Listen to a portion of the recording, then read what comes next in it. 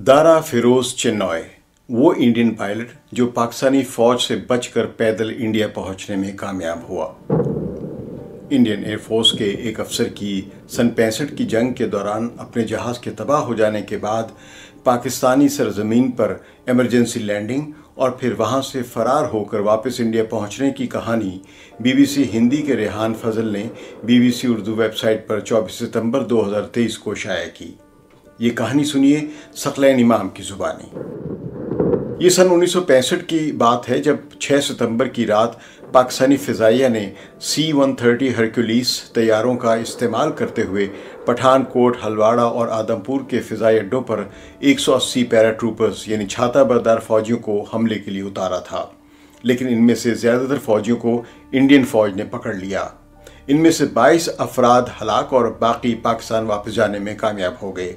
Indian फौज का मकसद पेशकदमी करना और लाहौर पर कब्जा करना था, लेकिन सन 1925 की दहाई में बनाई गई BRB कैनाल इंडियन फौज की पेशकदमी में एक बड़ी रुकावट साबित हो रही थी। इंडियन फौज पर नहर के पीछे से 1.55 mm होविट्ज़ तोपों से मुसलसल गोलाबारी की जा रही थी। बिलाखिर इंडियन फौज ने इन तोपों को खामोश करने के लिए इंडियन फ़िज़ाइया से मदद लेने का फैसला किया। इंडियन फ़िज़ाइया के जंगी तैयारों ने इन तोपों को बंद करने के लिए कई परवाज़ें की। कई बार ऐसा हुआ कि पाकिस्तानी फ़ौजियों की एंटी एयरक्राफ्ट गनों और मशीन गनों से फायर किए जाने वाली गोलियों की वजह से उनके तैयारों में सुराख हो जाते। इंडियन सरहद में दाखिल होते ही उनके इंजन भड़क उठते और इंडियन पायलटों को पैराशूट का इस्तेमाल करते हुए नीचे कूदना पड़ता। इंडियन फ़िज़ाइया के मशहूर pilot group captain Dara Firoz Chinnoy अपनी किताब Escape from Pakistan A War Hero's Chronicle में लिखते हैं कि कई बार इंडियन पायलटों को अपने ही फौजियों के बुरे रवैये का सामना करना पड़ता। कम से कम एक ऐसा वाक़या है जिसमें एक इंडियन आर्मी के फ़ौजी ने फ़िज़ाइया के पायलट के पेट में खंजर घोंप दिया और एक पायलट के कंधे में खुद इंडियन फ़ौजी ने गोली मार दी। ये सब गलतफहमी की वजह से हुआ कि वो शायद पाकिस्तानी पैराट्रूपर्स हैं। सन 1965 की जंग के आखिरी मरहले में पाकिस्तान की तोपें इंडियन चौकियों पर शदीद गोलाबारी कर रही थी। दूसरी जानिब पाकिस्तानी फ़िज़ाइया के सुपरजेट तैयारों ने मुसलसल हमले करके इंडियन फ़ौज की पेशकदमी रोक रखी थी। 10 सितंबर 1965 को सुबह 7 बजे आदमपुर एयरबेस पर ग्राउंड लाइंस ऑफिसर्स ने इंडियन फाइटर पायलटों को उनके अगले मिशन के बारे में ब्रीफ किया। उन्हें बताया गया कि उन्हें पाकिस्तानी फ़ौज की तोपें तबाह करनी हैं, जिनकी हिफाजत के लिए चारों तरफ एंटी एयरक्राफ्ट गनें नस्ब की गई हैं ताकि इंडियन तैयारे उन पर हमले ना कर सकें। स्क्वाड्रन लीडर TPS गिल इस मिशन की क़यादत कर रहे थे। फ्लाइंग ऑफिसर दारा फिरोज चिन्नॉय उनके नायब कमांडर थे, यानी 2IC थे। इंडियन तैयारों ने परवाज़ नीचे करते हुए तोपें ढूंढने की कोशिश की, लेकिन वो कामयाब नहीं हुए। फिर उन्होंने एक ट्रेन को देखा जो हथियारों से भरी हुई थी। इन तैयारों ने इस पर हमला करके इसे तबाह कर दिया। जब ये तैयारे वापस लौट रहे थे तो उन्हें पाकिस्तानी तोपें नजर आईं जिनकी तलाश में वो निकले थे, लेकिन वो उन पर बम नहीं गिरा सके क्योंकि ट्रेन पर हमले में उनके तमाम बम ख़त्म हो चुके थे।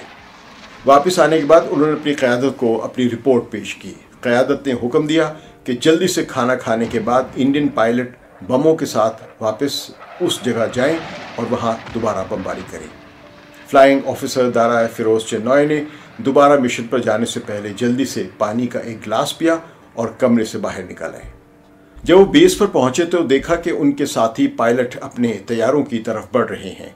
उन्होंने फ़ौरन अपना फ्लाइंग गियर पहना और अपने तैयारी की तरफ बढ़ गए। चारों तरफ टेक ऑफ करके उसी इलाके में पहुंचे जहां उन्होंने पाकिस्तानी तोपें देखी थी। वहां पहुंचते ही पाकिस्तान की तैयारा शिकन तोपें गरजने लगी। तेजा गिल ने रेडियो पर कहा, pulling up target left 10 o'clock।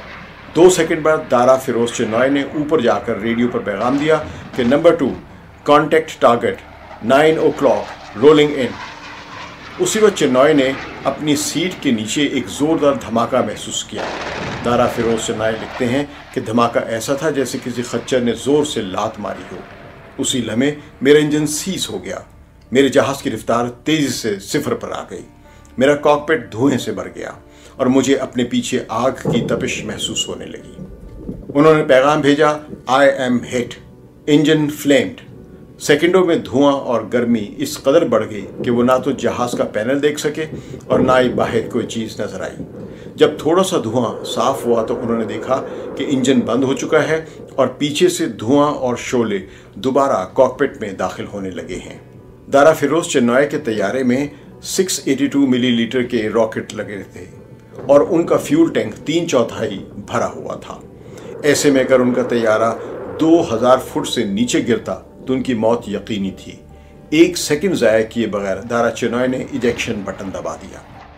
Chennai लिखते हैं कि जब मैं नीचे आ रहा था तो मुझे राइफल की गोलियों की आवाज़ें सुनाई दे रही थी। बहुत सी गोलियां मेरे पैराशूट से गुजर गई। फिर मुझे एहसास हुआ कि वो मुझे निशाना बनाने की कोशिश कर रहे थे। ये जेनेवा कन्वेंशन की शराइत की खिलाफ वर्जी थी। वो लिखते हैं कि खुशकिस्मती से मैं गन्ने के खेत में गिरा। गन्ने की कटाई नहीं हुई थी, इसलिए मुझे छुपने का मौका मिल गया।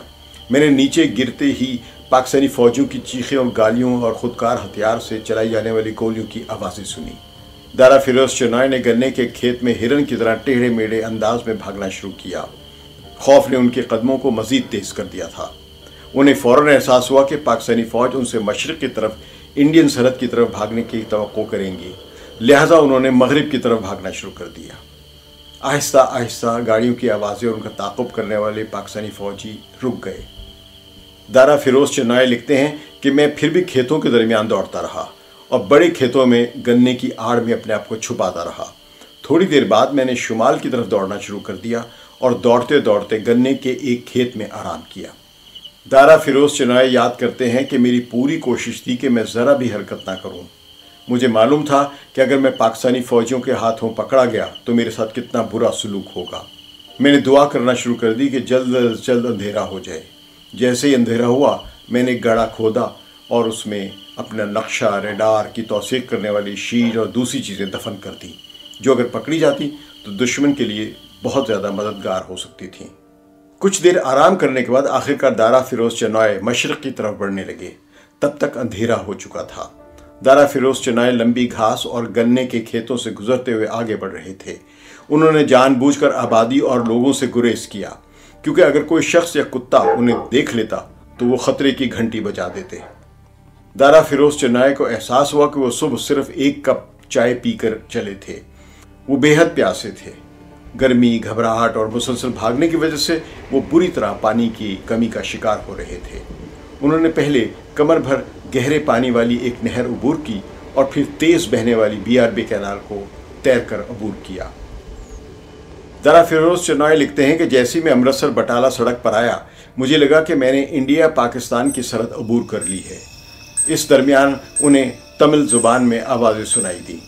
मैंने हिम्मत की और ज़ोर से चीखा, कौन है वहाँ? मैंने उनके चेहरों के तासुरात पढ़े। गंदे कीचड़ में अटे कपड़ों में मुझे देखकर वो दंग रह गए। बाद में उन्हें फौज के कप्तान के पास ले जाया गया। कप्तान ने उनसे उनका शनाख्ती कार्ड मांगा।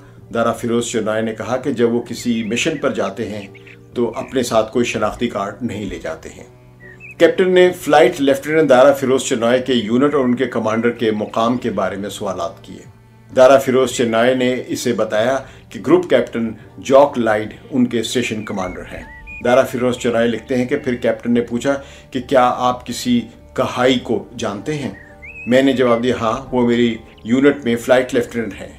उनका अगला सवाल था, क्या वो मोटे और मोने यानी बगैर दाढ़ी मूछों वाले सिख हैं? मैंने जवाब दिया, नहीं, वो दुबले पतले और दाढ़ी वाले सिख हैं। ये सुनकर उनके चेहरे पर मुस्कुराहट नमूदार हुई। उन्होंने मेरी तरफ हाथ बढ़ाया, कहा, हाय, मैं कैप्टन कहाई हूँ और फ्लाइट लेफ्टिनेंट कहाई का कज़न हूँ। इसके बाद उन्होंने मुझे नाश्ता कराया और कॉफ़ी पेश की। इंडिया और पाकिस्तान के दरमियान 23 सितंबर को जंग बंदी हुई। उस वक्त चेन्नई की इंडिया वापसी की खबर को पोशीदा रखा गया था। जंग के खात्मे के 3 माह बाद 1 जनवरी सन 1966 को उस वक्त की फ़िज़ाइया के सरबराह air chief marshal Arjan Singh ने फ्लाइंग ऑफिसर दारा फिरोज चेन्नई को पाकिस्तान से फरार होने और बाहिफाजत इंडिया आने पर विशिष्ट सेवा मेडल से नवाजा। दारा फिरोज चेन्नई बाद में इंडियन फ़िज़ाइया में ग्रुप कैप्टन के तौर पर रिटायर हुए। फ़िलहाल वो अपनी बीवी मार्गरेट के साथ बेंगलोर में रह रहे हैं। इंडियन एयरफोर्स के एक ऑफिसर की सन 65 की जंग के दौरान अपने जहाज़ के तबाह हो जाने के बाद पाकिस्तान की सरजमीन पर इमरजेंसी लैंडिंग और फिर वहां से फरार होकर वापस इंडिया पहुंचने की कहानी BBC हिंदी के रेहान फजल ने तहरीर की और BBC उर्दू वेबसाइट ने ये 24 सितंबर 2023 को शाया की। ये कहानी पेश कर रहे थे सकलैन इमाम।